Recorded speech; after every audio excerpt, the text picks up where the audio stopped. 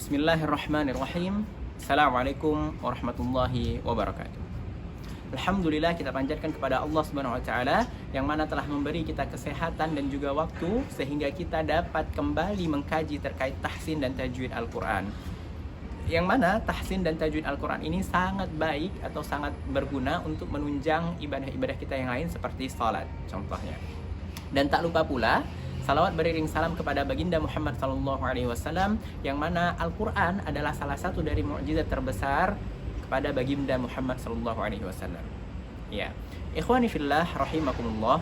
Dalam kesempatan ini kita akan membahas terkait tahsin surat An-Nas, yang mana surat An-Nas adalah surat terakhir dalam susunan Mushaf Utsmani.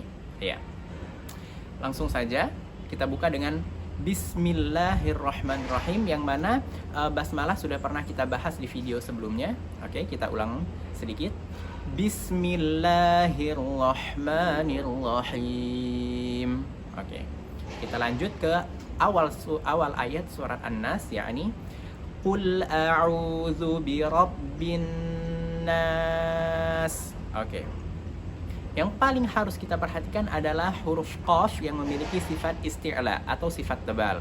Nah, ditambah lagi huruf qa tersebut memiliki harokat dhammah, sehingga kita harus benar-benar memperhatikan itmamul harokah, yang mana sudah pernah kita bahas juga sedikit di tahsin sebelumnya dalam surat Al-Fatihah. Nah, huruf yang berharokat dhammah harus dengan memonyongkan kedua bibir. Ditambah huruf qaf ini memiliki sifat isti'la yang bermakna tebal. Jadi untuk sekedar pengetahuan sedikit bahwa sifat huruf itu ada yang memiliki lawan, ada yang tidak memiliki lawan. Huruf isti'la memiliki lawan hurufnya. Jadi huruf tebal memiliki lawan, yakni huruf yang tidak termasuk ke dalam huruf tebal. Oke. Jadi untuk huruf qaf yang perlu diperhatikan adalah dia memiliki sifat isti'la, kemudian memiliki harokat dhammah, sehingga itmamul harokah harus benar-benar baik. Oke, qu seperti itu.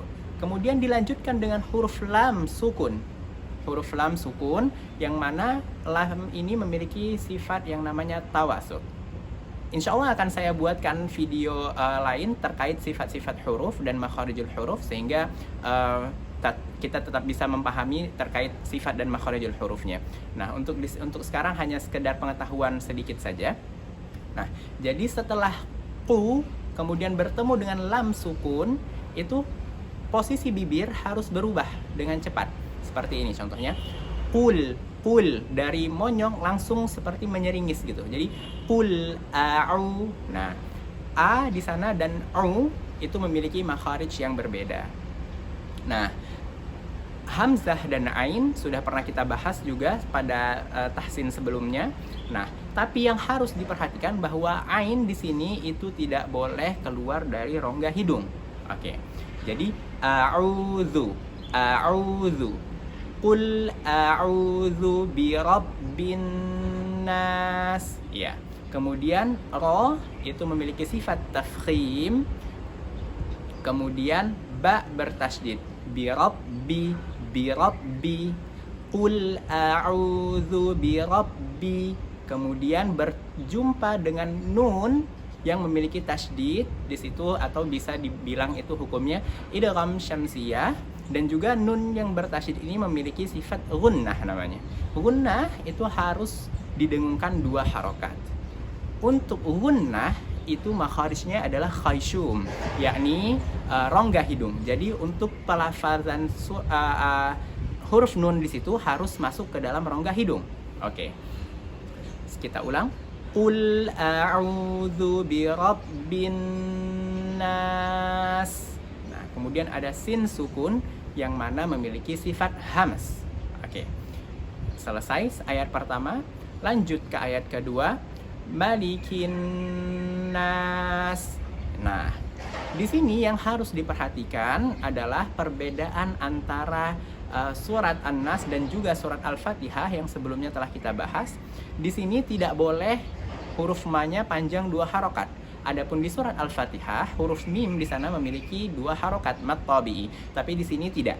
Oke, jadi ma-nya tidak boleh panjang, harus sama semua datar. Malikin nas.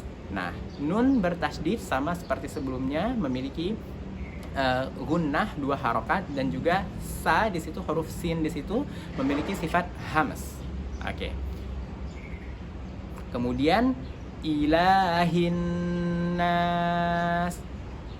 Untuk ayat yang ilahin nas itu lam memiliki harokat 2 harokat, dan begitu juga dengan ha. Ha itu makharijul hurufnya adalah di tenggorokan. Kemudian masuk ke huruf nun bertasydid, sama juga hukumnya seperti yang tadi. Nah, kita lanjut ke ayat setelahnya, yakni min syarri. Nah, ini yang harus diperhatikan adalah ikhfa, huruf ikhfa. Nun sukun bertemu dengan shin itu termasuk ke dalam huruf ikhfa. Nah, huruf ikhfa sendiri bisa menjadi tebal, bisa juga tidak tebal. Apa yang mempengaruhinya? Adapun ketika huruf nun sukun bertemu dengan huruf isti'la seperti yang saya katakan tadi yang memiliki sifat tebal, maka itu mempengaruhi huruf nun tersebut atau mempengaruhi sifat dari ikhfa tersebut sehingga menjadi tebal. Nah, adapun untuk huruf shin di sini min sya itu tidak termasuk huruf tebal sehingga bentuk dari ikhfanya itu adalah tidak termasuk tebal. Min syarri, min syarri.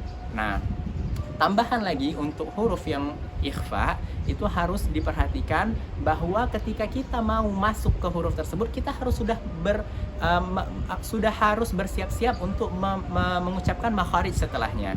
Nah, untuk seperti contohnya untuk huruf-huruf mungkin yang ikhfa kemudian setelahnya itu adalah huruf isti'la, kita ambil tadi huruf isti'la, ada contohnya itu huruf qaf ya.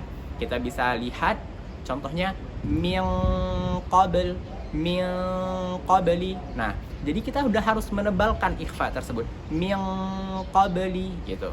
Nah, kalau seandainya kita tidak menebalkannya menjadi min, nah itu sudah seakan-akan kita tidak menyebutkan huruf qaf tetapi bisa jadi huruf yang lain. Misal huruf kaf yang tidak termasuk ke dalam huruf isti'la. Nah, begitu juga berlaku dengan ayat dalam surat An-Nas ini, yakni min syarri. Nah, jadi dia tidak tebal ya. Kemudian ada ra yang berharokat kasrah, yang mana ra kasrah itu termasuk ke dalam tarqi. Nah, sehingga pengucapan atau pelafazan huruf ra di sini harus ditipiskan. Dan juga harus diingat bahwa ra memiliki sifat takrir, tapi takrirnya tidak boleh berlebihan ya. Dan untuk sekedar pengetahuan, huruf ra satu-satunya huruf yang memiliki 7 sifat. Selebihnya itu hanya 5 atau 6, tapi ra memiliki 7 sifat, oke? Nah, jadi min syarri, syarri. Nah, itu memang harus kita usahakan benar-benar tipis ya. Kemudian min syarril waswasil khannas.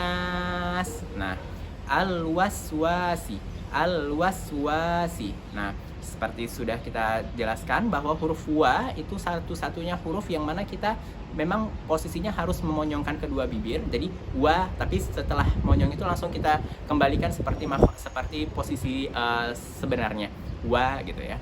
Al-waswasil khannas. Nah, huruf kha, kemudian ada nun syaddah fathah atau nun berharokat tasydid dan berharokat fathah, kemudian panjang dan ketemu huruf sin hams. Nah, di sini untuk mat-matnya itu semuanya tergolong ke mat arid lis sukun ya. Jadi bisa 2 harokat, 4 harokat ataupun 6 harokat. Oke. Kemudian lanjut ke ayat selanjutnya, allazi waswisu fi sudurin nas. Iya.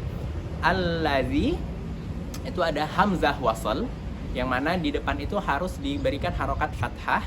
Allazi yuwaswisu, yuwaswisu sudah kita bahas sebelumnya. Wa, bagaimana cara melafazkan huruf wa.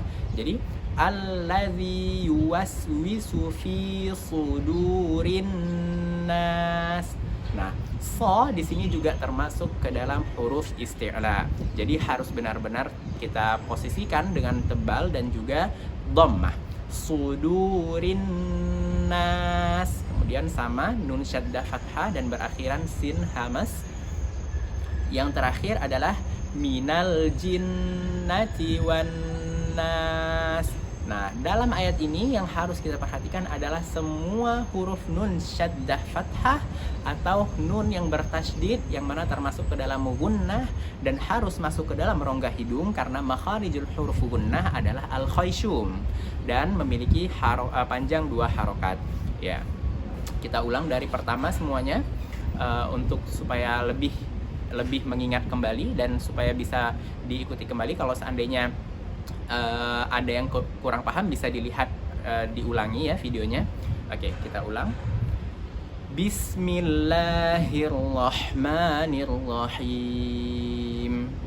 Qul a'udzu birabbin nas, malikin nas, ilahin nas, min syarril waswasil khannas, alladzi yuwaswisu fi sudurin nas, minal jinnati wan nas. Ya.